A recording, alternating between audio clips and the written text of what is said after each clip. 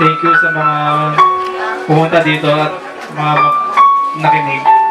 And as the saying goes, you lose a loved one, you gain an angel. Imagine yung 7 kakapatid, sila papa ko, and isa lang si nanay. Di ba ang hirap nun? Parenting pa lang. And believe ako sa kanya kasi pinalaki niyang tama yung mga parents namin. Lumaki silang matured. And a short story ko lang is we actually live here.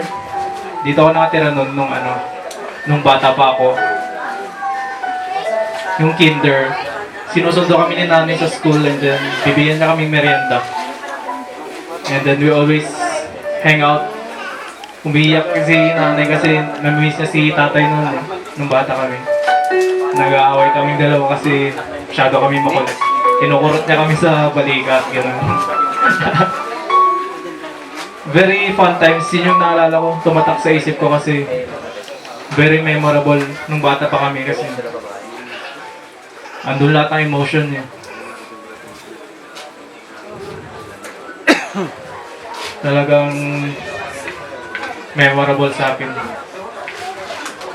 Nung baby kami kasi sakitin kasi kami eh. Binantayan kami ni nanay noon 24/7 yun. Kahit nandito siya sa Aurora, binabantayan niya kami sa Kawayan para lang tutukan kami. We are very sick nung bata kami, nung baby pa lang. And sobrang alaga niya sa amin. And I'm thankful for nanay. And for the legacy na iniwan niya sa amin. We love you, nanay. Itutuloy namin yung legacy niyo. That's all. Alam niyo po, sa Aling Tinay, ninang ko po sa kasal yan. Pero tinatawag ko siyang Aling Tinay. Yung Ninong Fernandez ko noon, dati ko siyang kasamang kagawad. Kaya mula sulok sa pool, si Aling Tinay ay kilala ko na siya. Mula pagkabata ko, talagang wala kang masabi dyan. Hanggang sa siya'y tumanda, nakita ko kung paano niya arugain, alagaan ang kanyang mga anak kahit naagam na mayapa ang kanyang asawa o si Ninong Ben. Wala pa akong masasabi sa kanya. Mas lalo ko po siyang nakilala nang sila'y napalapit dito sa ating barangay. Bagkus nakikita ko kung paano niya alagaan ang kanyang mga anak, lalong-lana ang kanyang mga apo. Kahit nangihina na siya, andyan pa rin siya para ibigay lahat ang tulong at suporta sa kanyang mga pamilya. Sana po, mga kabaranggayan, mga bisita, bukas po ay atin po silang samahan na ihatid si Aling Tinay sa kanyang huling hantungan.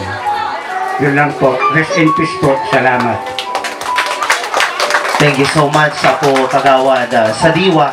Iti ang kaintan nga mensahe. Kaya't magipay kami para po dito sunata sa atin itong mga yaman na po. Iti agsao dito isang wanan. Ayan. So, dahiti risante apo, dati ay sumarita, gapo dagiti gagayem da. No? Sino apo ti representative, dagiti gapo ti gagayem. Dagiti karuba nang nangruna kano apo, dagiti chismosa.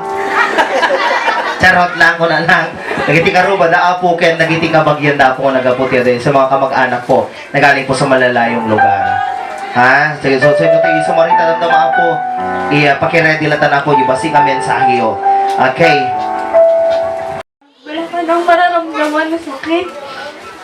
Gusto ko sabihin sa'yo na nandiyan ka ba, suportahan mo kami, namumuhay ka pa. Nanay, sobrang miss na kita.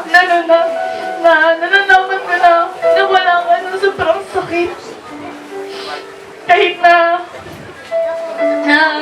may sakit ka, nahihirapan din ako pero hindi ko rin pinapakita.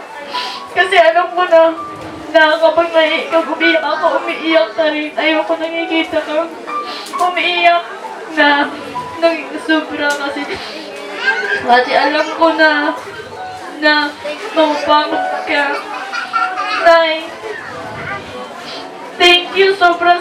pag-aalaga mo sa akin, sa amin. Lalo na pinapagalitan ako nung pawo ko. Nandiyan ka lagi na pinagtatanggol mo ako. Nay, sobrang salamat talaga sa support mo. Lalo na tinatamad ako mag-aral. Na nandiyan ka palagi na pinagsasabihan ka mag-aral ka para din naman sa inyo yan. Na lagi mo kami pinagsasabihan na tingnan niyo si Papa niyo baka maano si Papa kung alam ng mahirap. Po ni Nanay Tinay. Siguro po, mabait siya sa inyo as kapitbahay, as kamaritisan, as nanay po nila. Pero kami po, ang mga apo is sobrang laking bahagi po ni Nanay sa amin. Lumaki po kami na kasama po, siya po yung nagtuturo sa amin na kasama sa mga prayer service, lahat po dun sa mga pinupunta niya sa simbahan, mga activities, sinasama niya po kami. Nung lumipat na po kami sa Quirino, pumupunta na lang po siya sa bahay tuwing bakasyon. Tuwing bakasyon niya, palagi niya sinasama yung mga maliliit naming mga pinsan, siya yung nag-aalaga. Kahit na bakasyon niya, naalala niya yung mga pinsan namin na maliliit, walang mag-aalaga. Sila din magbabakasyon sa amin. Mag-umpisa kila Kambal, susunod sila Kate. Lahat yan, pupunta niya sa bahay para magbabakasyon silang lahat. Susunod sila Angel, lahat yan. Hawat ni Nanay pag magbabakasyon sa bahay namin. Hindi siya magpapahaba ng bakasyon kasi kawawa yung mga bata, walang magbabantay sa kanila. Yung school nila, walang maghahatid. Hindi niya inahaba yung bakasyon niya. Kasi nag-aalala sa mga pinsan namin. Hanggang kay Yael, iniintindi niya yan. Kahit na minsan nasusungitan nila, si Nanay, iniintindi niya pa rin, hindi niya iniiwan yung mga yan.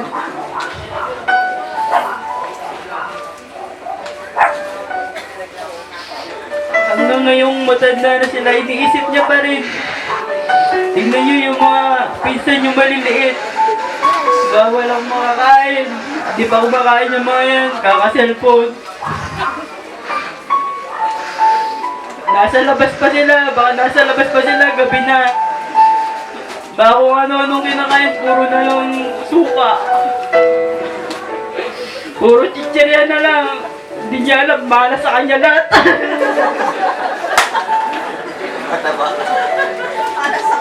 Mataba.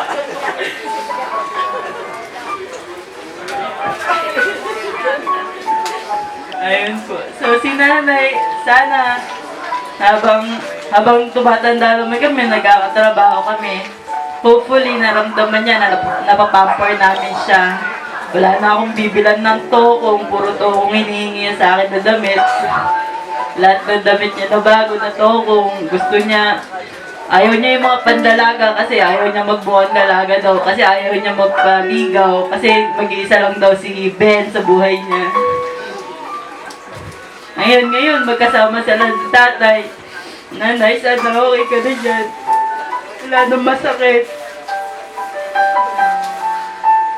Pinapanganay na apo niya na lalaki. And isa rin po ako sa nag-alaga sa kanya.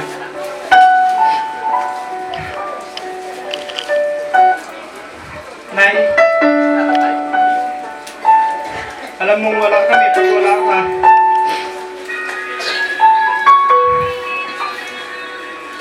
Lumaki kami sa bewang mo. Bata pa lang kami, ikaw na nag-aalaga sa amin.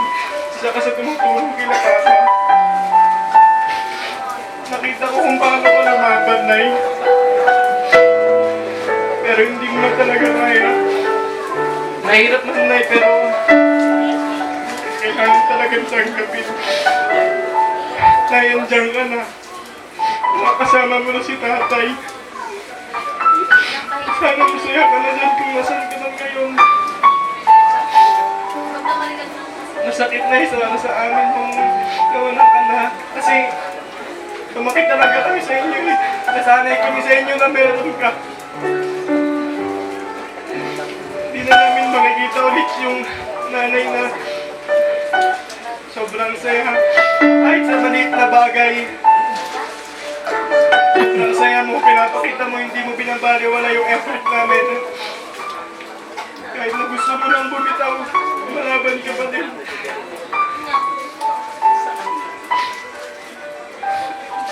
Diyan na yan, Nay. Sana masaya ka na kung nasan ka man ngayon. Kailangan na namin tanggapin, wala ka na talaga. Last night mo na, Nay. Kasama mo na si tatay. Last night na oh, sige na.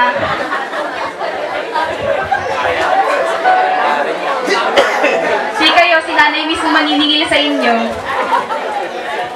So yun po, gusto ko lang din pong sabihin na hindi lang laban ni nanay yung natapos, kundi laban rin ng mga anak niya.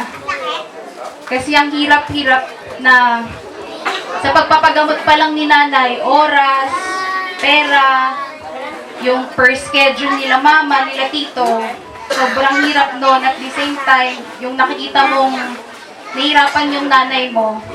Pero ngayon, tapos na ang laban kasi si Lord na ang bahala sa kanya. At huwag tayong malungkot kung nawala na si nanay. Kasi makakasama niya na rin si tatay at yung iba pang mga anak niya. Lalong-lalo na si Lord. Kasi kada may mawakilala or kailangan pa ba? Opo, si Kate, alam niyo naman na po yun. Kami po yung kasama ni nanay dito sa bahay. Mula baby hanggang ngayon na college na ako, kasama pa rin namin si nanay sa bahay. So, marami nang sinabi yung sila ate, sila kuya. But, sabihin ko ngayon dito, privilege and at the same time, may hirap kasama si nanay kasi wala namang perpektong tao. Mahirap naging kasama si nanay kasi sobra niyang disciplinarian. Palo dito, palo doon, kurot, ganyan. Pero, nung bata ako, hindi ko naiintindihan. Pakiramdam ko nga nun, unwanted ako na apo ni nanay. Kasi nakita ko kung paano niya alagaan yung mga pinsan ko. Pero naiintindihan ko naman na namimiss niya lang yung mga yun kasi kami lagi niyang kasama sa bahay. Pero ngayon na medyo nag-mature na kahit papaano, when I look back, naiintindihan ko kung bakit ganun si nanay. Kasi babae ako na po eh. Kailangan niya kaming gabayan. Lalo na dito sa San Pedro, maraming ibang gawang kabataan. Kung hindi ganun si nanay, kung hindi niya ako minumura, kung hindi niya ako sinasabihan ng garampingat dyan sa daan, kapag naglalaro, baka buntis ako ngayon. Kaya maraming salamat kay nanay sa mga ganun. Ano pa ba? So, hinihingi ko rin yung opportunity na to na pasalamatan kayong lahat kasi sobrang saya ni nanay ngayon. Tuwang-tuwa yun lagi sa tao, sa ingay. Buhay nga nun ng chismis eh. At kung, ayan na, may pagkain na daw. Wait lang pala, oh. Tabi-tabi lang po may pagkain.